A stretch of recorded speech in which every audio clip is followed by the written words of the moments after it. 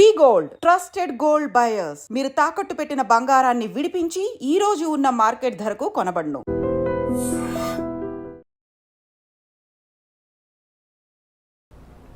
అందరికీ నమస్కారం. నేను Swaroopa Potlapalli. Welcome to trending topic.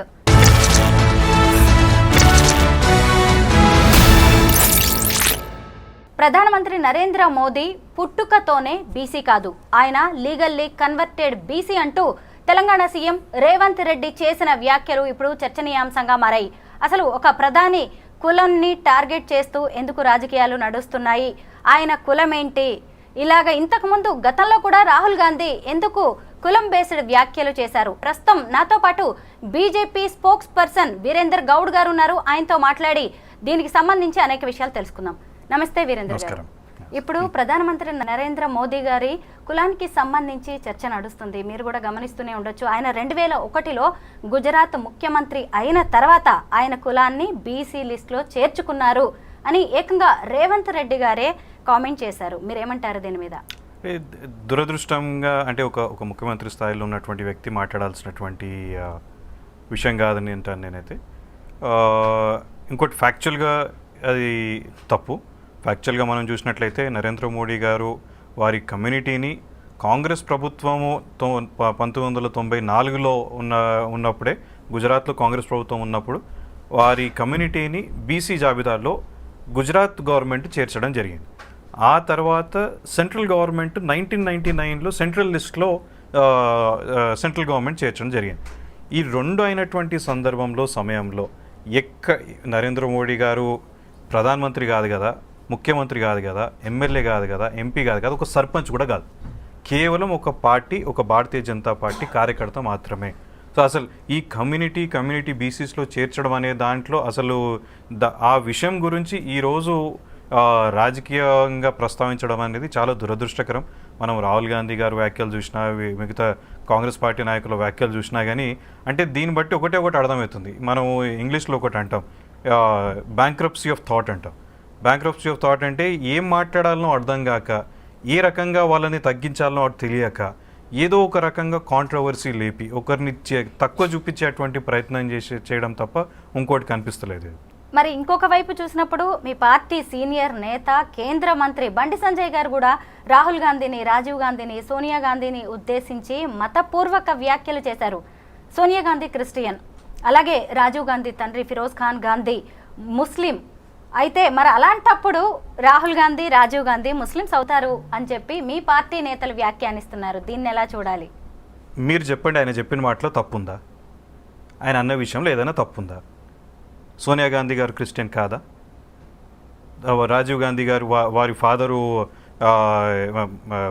Firoz Gandhi కాదా? వారు ముస్లిం కాదా? అంటే ఇప్పుడు బండి సంజయ్ గారు చెప్పినటువంటి వ్యాఖ్యల్లో ఫ్యాక్చువల్లీ ఏదైనా రాంగ్ ఉందంటే దాన్ని మనం ఏదో రకంగా చెప్పవచ్చు, అయ్యో ఫ్యాక్చువల్గా రాంగ్ ఉంది కదా అనుకోవచ్చు. వారు చెప్పిన దాంట్లో ఫ్యాక్చువల్లీ కరెక్టే ఉంది కదా. ఇది హిస్టారికల్గా రాస్తున్నది, ఏదో పుస్తకంలో మనం ఏదో కొత్తగా తయారు చేసింది కాదు కదా. ఇప్పుడు వారు రాహుల్ గాంధీ గారు లేకుంటే రేవంత్ రెడ్డి గారు ఎక్కడి నుంచి అయితే మోడీ గారి గురించి సృష్టించారో అట్లాంటిది కాదు ఇది. ఇది factual, that is a fact. ఇప్పుడు సోనియా గాంధీ గారు ఇటలీలో క్రిస్టియన్గా లేరా? అదే ఇట్ ఈస్ అ ఫ్యాక్ట్ కాబట్టి ఫ్యాక్ట్స్ అన్ని బండి సంజయ్ గారు మాట్లాడారు. దాంట్లో తప్పేముంది? అంతకుమింద అంటే there is no other angle to it. అంటే వారు ఫ్యాక్ట్ కాబట్టి ఫ్యాక్ట్ చెప్పారు. మీరు ఇటీవల ఢిల్లీ అసెంబ్లీ ఎలక్షన్స్కి ముందు ఒక బీసీ సమావేశం నిర్వహించారు. దాని ఉద్దేశం ఏంటి? అంటే ప్రధానంగా అంటే ఢిల్లీ ఎలక్షన్స్కి సంబంధించో, ఢిల్లీ ఎలక్షన్స్ కోసమని చెప్పో ఈ సమావేశం కానీ అంటే పొలిటికల్ సమావేశం కాదు. ఇది backward class centre for empowerment అని చెప్పి నాన్నగారు ఒక ఆర్గనైజేషన్ స్టార్ట్ చేయడం జరిగింది. దాంట్లో ఏంటంటే బ్యాక్వర్డ్ క్లాస్కి సంబంధించినటువంటి రీసెర్చ్ వర్క్ కావాలి. దాంతోపాటు ఈ బ్యాక్వర్డ్ క్లాసెస్లో ఉన్నటువంటి వాళ్ళకి మనం ఒక పాలసీ రిలేటెడ్ కోర్సెస్ గిట్ట మనం చెప్పగలగాలి. దానిపైన డిస్కషన్ అనేది ఒకటి సింపోజియం అని చేశాము. అయితే మనకి ఆలోచన ఏముందంటే ఈ సింపోజియంలో డిఫరెంట్ టైప్ ఆఫ్ టాపిక్స్ గురించి డిస్కస్ చేయాలని చెప్పి దానికి వైస్ ఛాన్సలర్స్, మల్టిపుల్ యూనివర్సిటీస్ నుంచి వైస్ ఛాన్సలర్స్ రావడం జరిగింది, మల్టిపుల్ అకాడమిషియన్స్ రావడం జరిగింది, అసిస్టెంట్ ప్రొఫెసర్స్ రావడం జరిగింది, చాలామంది పొలిటికల్ సైన్స్ స్టూడెంట్స్ రావడం జరిగింది. అంటే it was a very academic discourse. అయితే అకాడమిక్ డిస్కోర్స్లో టాపిక్స్ ఏ రకంగా ఉన్నాయంటే బిఫోర్ ప్రీ ఇండిపెండెన్స్ బ్యాక్వర్డ్ క్లాసెస్ది పరిస్థితి ఏ రకంగా ఉండే, ఓబీసీస్ది పరిస్థితి ఏ రకంగా ఉండే, ఇండిపెండెన్స్ తర్వాత గత 65 సంవత్సరాలలో బ్యాక్వర్డ్ క్లాసెస్ ఏ రకంగా క్రమక్రమంగా ఏ రకంగా ఎదుగుతూ వచ్చారు, ఎక్కడ ఇబ్బందులు పడ్డారు, ఇవన్నిటి గురించి డిస్కషన్ ఉండే సెకండ్ సెషన్లో. థర్డ్ సెషన్లో వచ్చే వరకు గత 10 నుంచి 11 సంవత్సరాలలో ఏ రకంగా బ్యాక్వర్డ్ క్లాసెస్ డెవలప్ అవుతున్నారు, ఏ రకంగా ఇంకా మనము ఎలాంటి ప్లానింగ్ చేసుకోవాలి అనే విషయం పైన ఈ డిస్కోర్స్ ఉండే. న్యాచురల్లీ అది ఏమైపోయిందంటే మనము చరిత్ర చూసినప్పుడేమో 65 సంవత్సరాలలో దగ్గర 90% సమయం కాంగ్రెస్ ప్రభుత్వంలో ఉంది కాబట్టి ఆ డిస్కషన్లో ఎక్కువ మటుకు కాంగ్రెస్ పార్టీ పైన మాట్లాడడం జరిగింది. దానివల్ల ఏదో పొలిటికల్ కలర్ వచ్చింది. సరే, మనకు గత 10 సంవత్సరాల్లో ఎన్డీఏ ప్రభుత్వం ఉంది, 10 సంవత్సరాలను బీసీలు ఎదగడం మొదలుపెట్టారు. కాబట్టి న్యాచురల్లీ దానికి ఏదో పార్టీకి ఫేవరబుల్గా ఉన్నట్టుందనేది పేరు వచ్చిందే తప్ప వాస్తవంగా it is a very neutral ప్లాట్ఫామ్లో న్యూట్రల్గా ఎంతో అద్భుతంగా డిస్కషన్ ఫోరం అనేది కండక్ట్ చేశాం మేము. తెలంగాణలో తమ ప్రభుత్వం చేపట్టిన కుల గణన అనేది హిస్టారికల్ అని చెప్పి కాంగ్రెస్ చెబుతోంది. అయితే అందులో బీసీల జనాభా తగ్గింది అనేది కూడా విమర్శలు ఉన్నాయి. దాని మీద మీ అభిప్రాయం ఏంటి? నేనంటాను అది హిస్టారికల్ మిస్టేక్ అంటాను. ఎందుకంటే హిస్టారికల్ మిస్టేక్స్ని దాంట్లో వేశారంటాను. నేను మిస్టేక్ అనను కానీ హిస్టారికల్ మిస్టేక్స్ అంటాను. ఎందుకంటే బీసీలు ఎక్కడైనా కానీ అంటే మనము గతంలో ఉన్నటువంటి సెన్సస్ ద్వారా మనం ఏది చూసినా కానీ మనం దగ్గర 52%, 53%, 56% దాకా బీసీలు ఉన్నాం తెలంగాణలో అని చెప్పి మనం అనుకున్నది. వాళ్ళు 56% నుంచి 46%కి బీసీలు తగ్గడం, అసలు సంబంధం లేనటువంటి ముస్లిమ్స్లో 10% ముస్లిమ్స్ బీసీస్లో ఉండడం, అసలు ముస్లిమ్స్కి బీసీస్కి ఏం సంబంధం? అసలు కాన్స్టిట్యూషనలీ బ్యాక్వర్డ్ క్లాస్ రిజర్వేషన్స్ కానీ బ్యాక్వర్డ్ క్లాసెస్ అనేది ఇట్స్ ప్యూర్లీ ఒక కమ్యూనిటీస్కి క్యాస్ట్లకు సంబంధించినటువంటిది. మళ్ళీ అసలు కులాలే లేవు అనేటువంటి ఇస్లాంలో కానివ్వండి, లేకుంటే క్రిస్టియానిటీలో కానివ్వండి, వాళ్ళకి అసలు వాళ్ళు బ్యాక్వర్డ్ క్లాస్ ఎట్లా అవుతారు, ఎస్సీలు ఎట్లా అవుతారు, ఏదైనా కానీ అసలు సాధ్యం కాదు కదా. ఎప్పుడైతే మీరు మతాన్ని మార్చుకున్నారో ఆటోమేటిక్లీ మీరు కులాన్ని వదులుకున్నట్టే కదా. సో న్యాచురలీ వాళ్ళని అసలు ఈ కేటగిరీలోనికే తీసుకోలేం కదా. అట్లాంటిది ముస్లిమ్స్ 10% ఉన్నారు అని చెప్పడం కేవలం ముస్లిమ్స్కి రిజర్వేషన్ ఇవ్వడం కోసము వాళ్ళు వేస్తున్నటువంటి ఫౌండేషన్ మాత్రమే ఇది. వాళ్ళు రాబోయే కాలంలో ముస్లిమ్స్కి 10%, 12% రిజర్వేషన్ ఇద్దాం అనుకుంటున్నారు. కాబట్టి మేము కులగణన చేసినాము.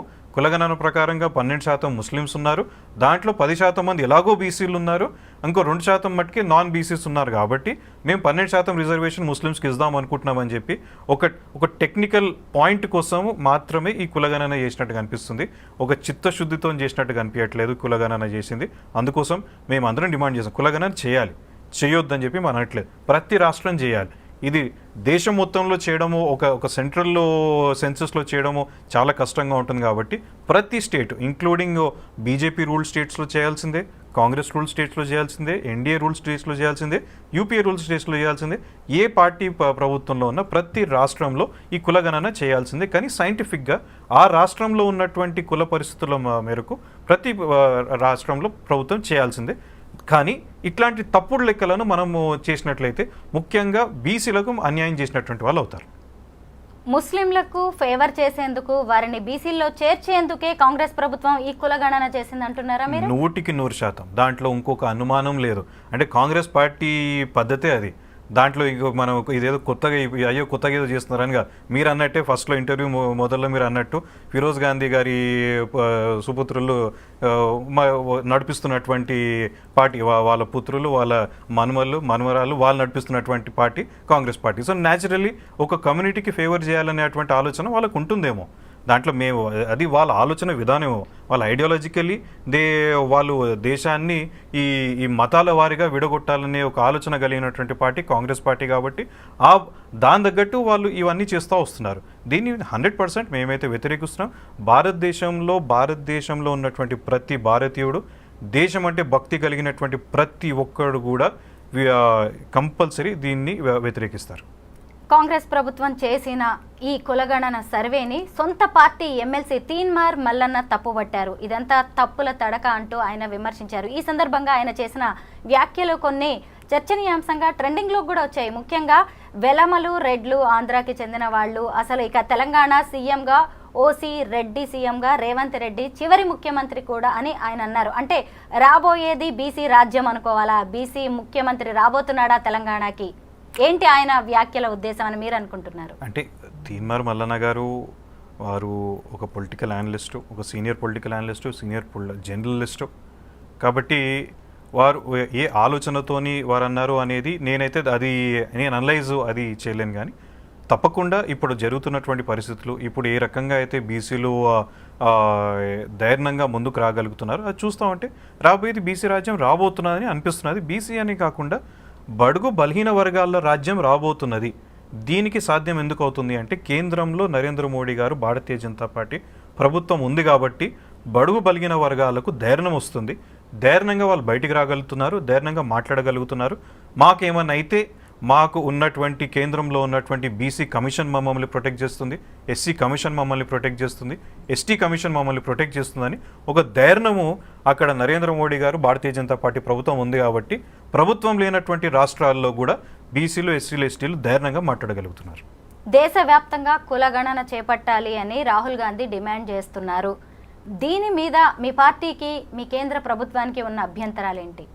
అంటే ఇది టెక్నికల్ ఇష్యూస్ ఉన్నాయి.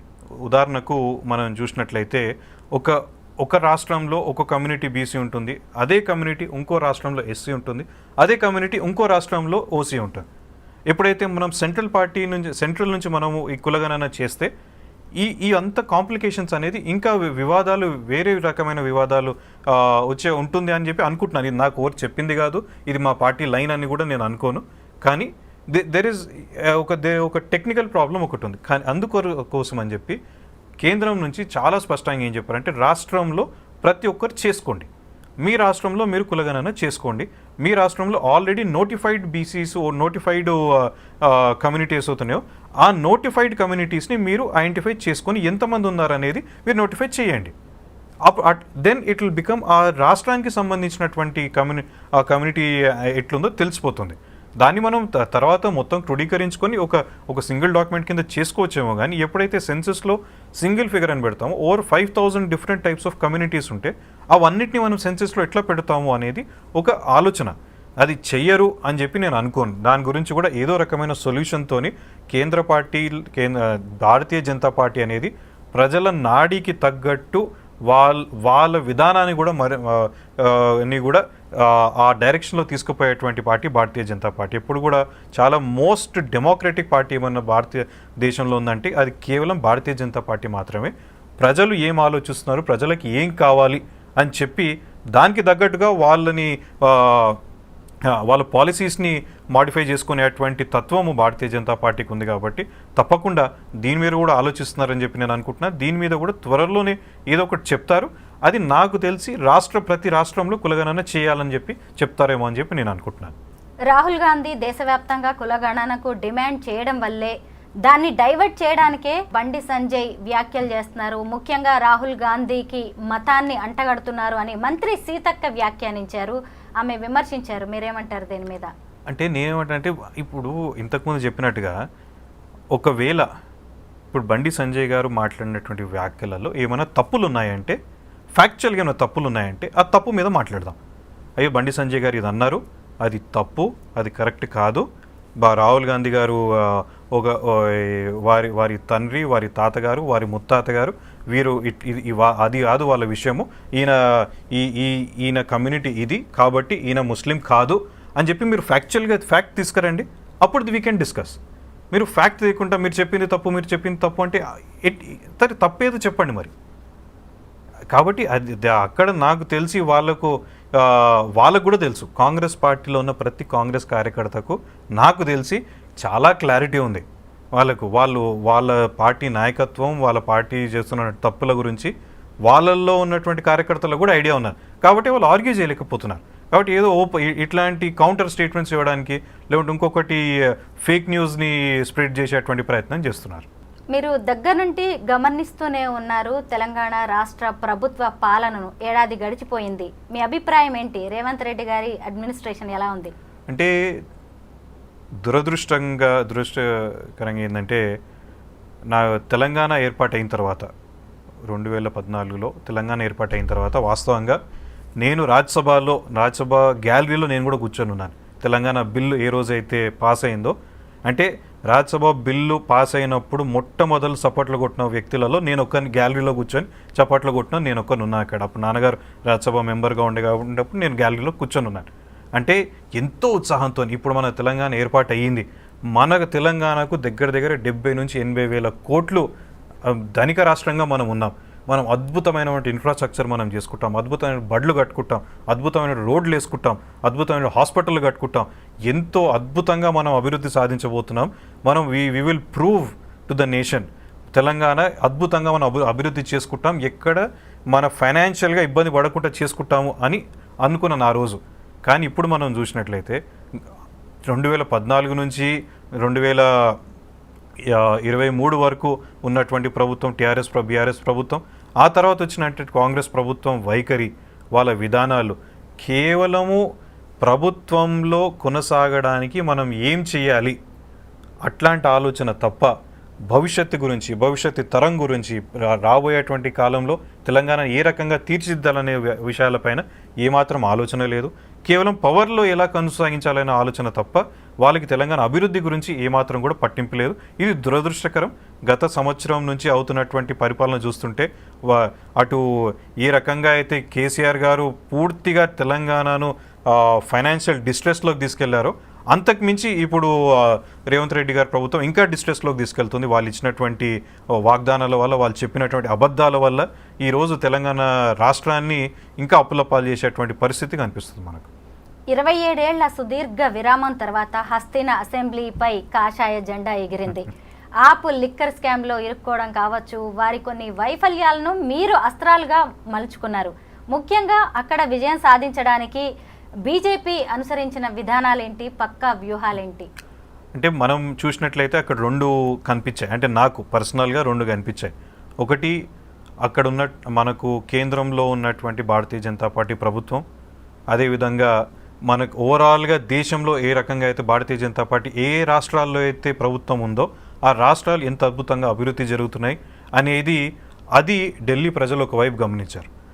రెండో వైపు మనము ఏదో చేస్తా ఢిల్లీ ప్రభుత్వం మార్చి మన కాంగ్రెస్ నుంచి ఆమ్ ఆద్మీ పార్టీకి ప్రభుత్వం చేతిలో పెట్టినప్పుడు అరవింద్ కేజ్రీవాల్ గారు ఢిల్లీలో ఏదో మార్పు తీసుకొస్తారు, ఢిల్లీయే కాదు మొత్తం రాజకీయాల్లో ఏదో మార్పు తీసుకొస్తారని ఒక ఆలోచనతో ఢిల్లీ ప్రజలు ఆమ్ ఆద్మీ పార్టీని ఎన్నుకుంటే 10 సంవత్సరాల నుంచి మాకు ఎన్ని రకాలుగా మోసం చేశారు అని చెప్పి ఆమ్ ఆద్మీ పార్టీ పైన విపరీతమైన వ్యతిరేకత రావడము, ఇటు భారతీయ జనతా పార్టీ పైన నమ్మకం రావడం, ఈ 2 కలిసి అక్కడ ఉన్నటువంటి ప్రజలు, ఎందుకంటే చాలామంది తెలుగు వాళ్ళు అక్కడ ఉన్నారు, మీరు కూడా ఢిల్లీలోనే ఉన్నారు గతంలో, వాళ్ళతో మాట్లాడినప్పుడు ఇదే విషయాలు చెప్పడం జరిగింది. ఒకవైపు ఏమో ఆమ్ ఆద్మీ పార్టీ పైన నమ్మకం లేకపోవడం, కాంగ్రెస్ పార్టీ అయితే అక్కడ అసలు రూల్ అవుట్ అయిపోయింది. అసలు కాంగ్రెస్ పార్టీ గురించి డిస్కషన్ చేసేటువంటి వ్యక్తి లేడు, కార్యకర్త కూడా లేదు కాంగ్రెస్ పార్టీకి.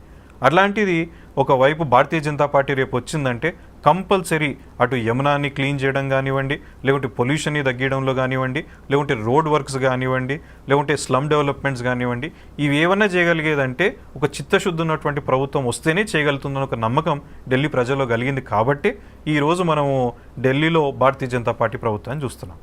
2 సార్లు ఎమ్మెల్యేగా ఓడిపోయి 3వసారి ఎమ్మెల్యేగా గెలిచారు రేఖా గుప్తా గారు. అంటే తొలిసారి ఎమ్మెల్యే. అలాంటి ఆవిడ్ని ఢిల్లీ సీఎంని చేశారు. దీని ద్వారా మీ బీజేపీ కావచ్చు, కేంద్ర ప్రభుత్వం జనానికి ఇస్తున్న సంకేతాలేంటి? అంటే భారతీయ జనతా పార్టీ చాలా స్పష్టంగా అంటే సంకేతం అని నేను అనుకోను, కాకపోతే భారతీయ జనతా పార్టీ ఆలోచన విధానం దీంట్లో తెలుస్తుంది. ఒకరికి సంకేతం ఇవ్వడం కోసము పొజిషన్లు ఇచ్చేటువంటి పార్టీ భారతీయ జనతా పార్టీ కాదు. భారతీయ జనతా పార్టీ వారి విధానాన్ని క్లియర్గా అర్థమయ్యేటట్టు చూపించేటువంటి పార్టీ భారతీయ జనతా పార్టీ. విధానం ఏంటంటే కొత్త జనరేషన్, న్యూ లీడర్షిప్ ఎప్పుడు వస్తూనే ఉండాలి రాజకీయాల్లో. అది కమిట్మెంట్ ఉన్నటువంటి లీడర్షిప్, అది దేశం పట్ల దేశభక్తి ఉన్నటువంటి లీడర్షిప్ కంటిన్యూస్ ప్రాసెస్లో ఉండాలి అని చెప్పి ఆలోచించేటువంటి పార్టీ భారతీయ జనతా పార్టీ.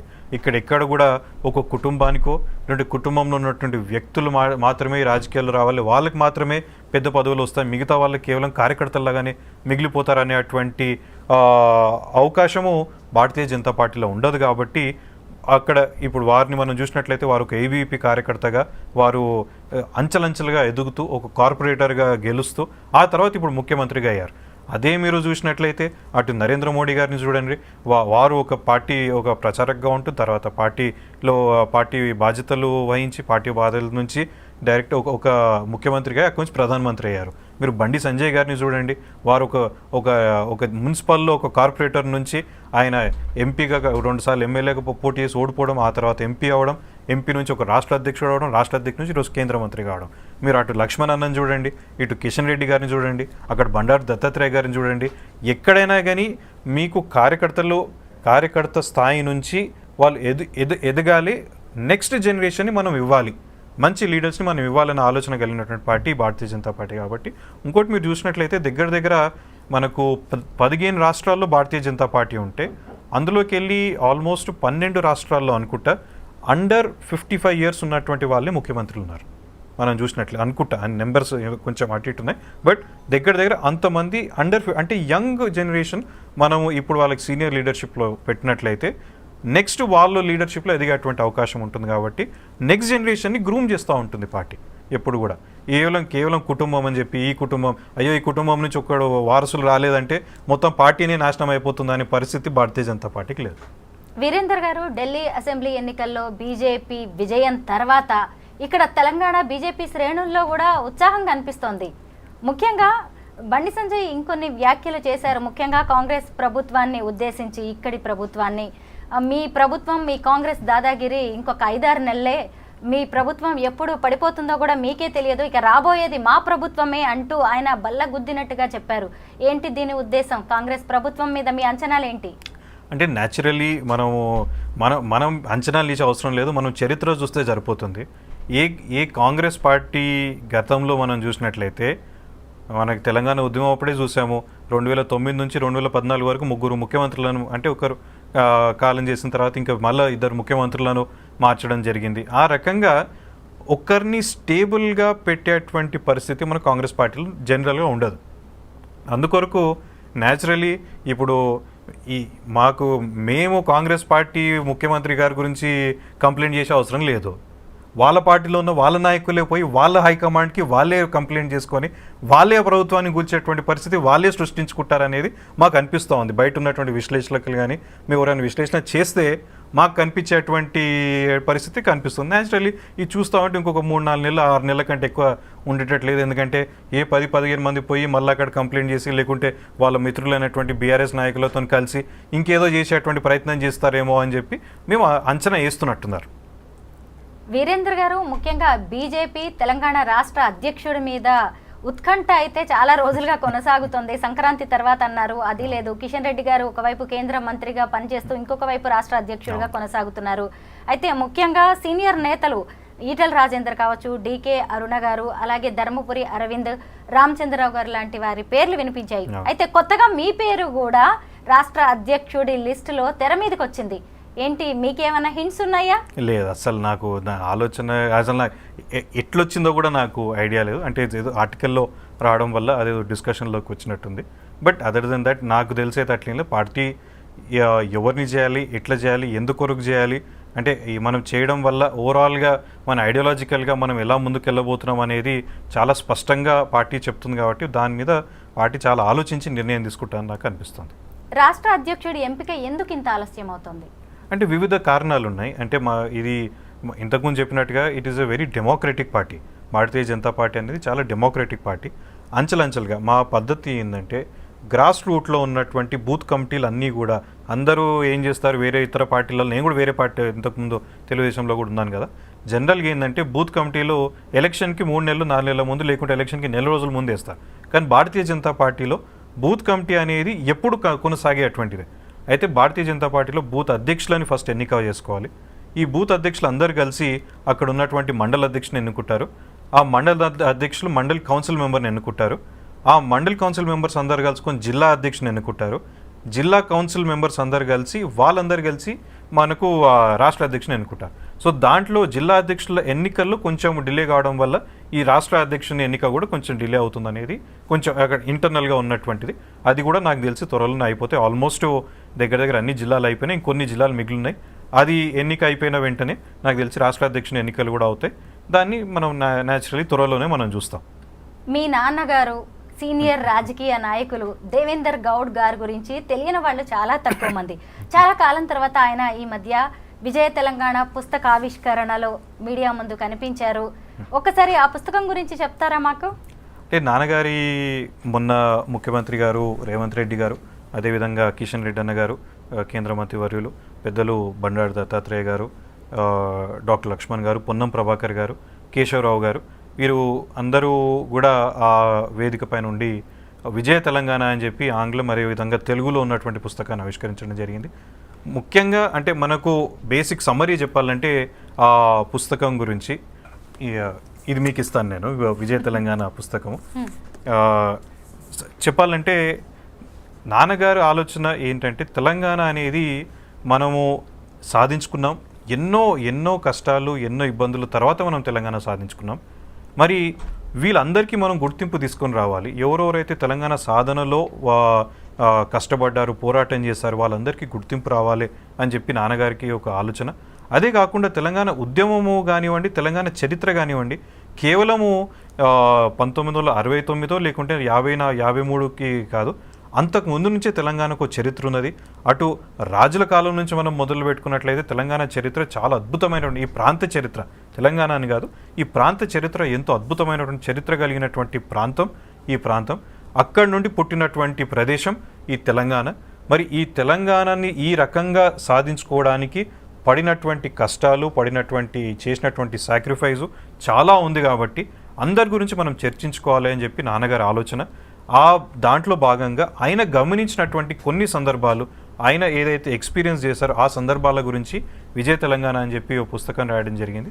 దాని ద్వారా భావి తరాలు తెలంగాణ గురించి కనీసం అంటే దీంట్లో 100% అన్నీ కవర్ చేయడము ఎవరికి సాధ్యం కాదు.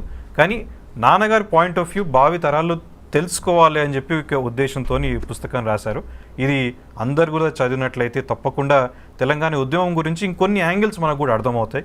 కేవలం ఒకటే యాంగిల్ ఇప్పటివరకు మనం వింటా ఉన్నాం. సరే, అది రాజకీయంగా నేను చెప్పలేను, కానీ ఒక డైరెక్షన్ మనం చూస్తూ ఉన్నాం.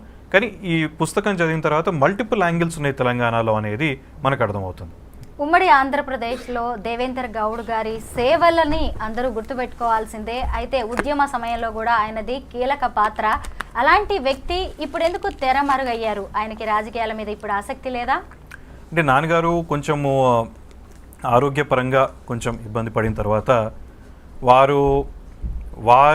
వారికి ఉన్నటువంటి సమయం కానివ్వండి, వారికి ఉన్నటువంటి శక్తి కానివ్వండి, పూర్తిగా ప్రజలకు అంకితం చేద్దామని చెప్పి నిర్ణయం తీసుకొని వారి అనుభవాలన్నింటినీ కూడా పుస్తక రూపంలో మారడం మొదలుపెట్టారు.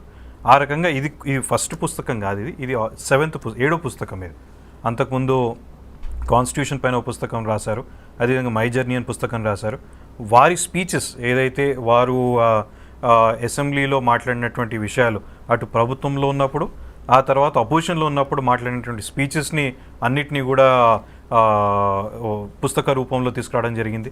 రాజ్యసభ స్పీచెస్ని కూడా పుస్తక రూపంలో తీసుకురావడం జరిగింది. అంటే వారు ఎందుకంటే యాక్టివ్గా పొలిటికల్ దాంట్లోకి రావద్దు అనుకున్నారు కాబట్టి న్యూట్రల్గా ఉంటూ వారి పాయింట్ ఆఫ్ వ్యూని పుస్తక రూపంలో తెలియజేయాలనేది ఒక ఆలోచనతో ఈ రకంగా వారు ముందుకెళ్తా ఉన్నారు.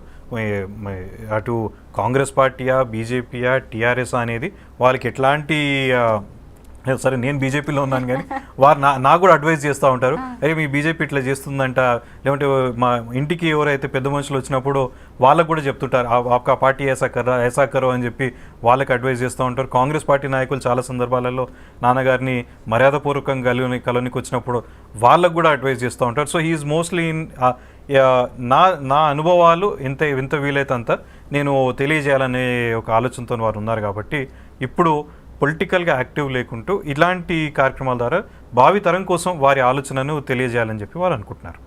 ఆయన ప్రభుత్వంలో కూడా పనిచేశారు. అప్పటి రాజకీయాలు వేరు, ఇప్పటి రాజకీయాలు వేరు. ఎప్పుడైనా మీతో చర్చిస్తూ ఉంటారా అప్పటి రాజకీయాల గురించి? ఇప్పుడు ఇలా ఉంది అంతా అని చెప్తూ ఉంటారా? చాలా సందర్భాలలో చెప్తూ ఉంటారు, సజెషన్స్ చెప్తూ ఉంటారు. అంటే కొన్ని బేసిక్స్ అనేవి మారవు రాజకీయాల్లో కానివ్వండి, ఎక్కడైనా కానీ సరే, ఎక్కడైనా బేసిక్స్ మారవు. ఆ బేసిక్స్ని పట్టుకొని కొన్ని సందర్భాలు బేసిక్స్ పనిచేయవు. కాకపోతే పని చేయవని చెప్పి అది మారిందని చెప్పి మనం అనుకోకూడదు. మన రేవంత్ రెడ్డి గారు స్పీచ్లో మాట్లాడుకుంటా అదే చెప్పారు. ఇంతకుముందేమో టెస్ట్ మ్యాచ్లు ఉండేవి, తర్వాత దేవేందర్ గౌడ్ గారు వచ్చినప్పుడు 50 ఓవర్ వన్ డే మ్యాచ్లు అయింది. ఇప్పుడు మేమంతా 2020 ఆడుతున్నామన్నా, ఆ 2020 కూడా చూసి ఓపికలేదు ఈ మధ్యలో పబ్లిక్కి అనేది ముఖ్యమంత్రి గారు చెప్పారు. అంటే ఆ రకంగా ఇప్పుడు పరిస్థితులు మారుతున్నాయి కాబట్టి, కానీ అట్లని చెప్పి ఐడియాలజికల్గా మనము ఎట్లా పడితే అట్లా చేంజ్ అవ్వద్దు అనేది నాన్నగారి ఆలోచన. ఒక విధానం అనుకున్నామంటే ఆ విధానంలో ఉండాలి, ఒక విధానం నమ్ముకున్నామంటే ఆ విధానంలోనే నడవాలి, ఆ విధానాన్ని సాధించాలి. మనం ఏమనుకుంటున్నామో సాధించాలి. కానీ మనకు కన్వీనియన్స్ కోసం అని చెప్పి సరే నేను ఈరోజు ఇప్పుడు నాకు నమ్మకం ఉన్నది బడుగు బలహీన వర్గాల రాజ్యం రావాలని నేను కోరుకుంటున్నాను. కాకపోతే టెంపరవరీగా నేను ఇంకో పార్టీ ఎక్కడైతే వాళ్ళకి న్యాయం చేయదో అట్లాంటి పార్టీలోకి వెళ్ళి నేను అక్కడి నుంచి నేను కొట్లాడతానంటే అది కరెక్ట్ కాదు. ఒక ఐడియాలజికల్గా మనం ఒకటి అనుకున్నామంటే ఐడియాలజీకి కట్టుబడి ఉంటే తప్పకుండా ప్రజలు మనని తప్పుపట్టరు, ప్రజల్లో మనకి మంచి పేరు వస్తుంది, క్రెడిబిలిటీ ఉంటుంది అనేది నాన్నది నమ్మకం. ఇంకా నాన్నగారి బలమే క్రెడిబిలిటీ. దాని మీదే ఎన్నో వేల కోట్ల బలం మాకు నాన్నగారికి ఉన్నటువంటి క్రెడిబిలిటీ, నాన్నగారి పేరు. కాబట్టి ఆ క్రెడిబిలిటీని కాపాడుకునే పనిలో మేము ఉన్నాం. బీజేపీ కేంద్ర ప్రభుత్వ విధి విధానాలను చాలా చక్కగా ఎక్స్ప్లెయిన్ చేశారు. Thank you so much Virendra గారు. Thank you so much. Thank you.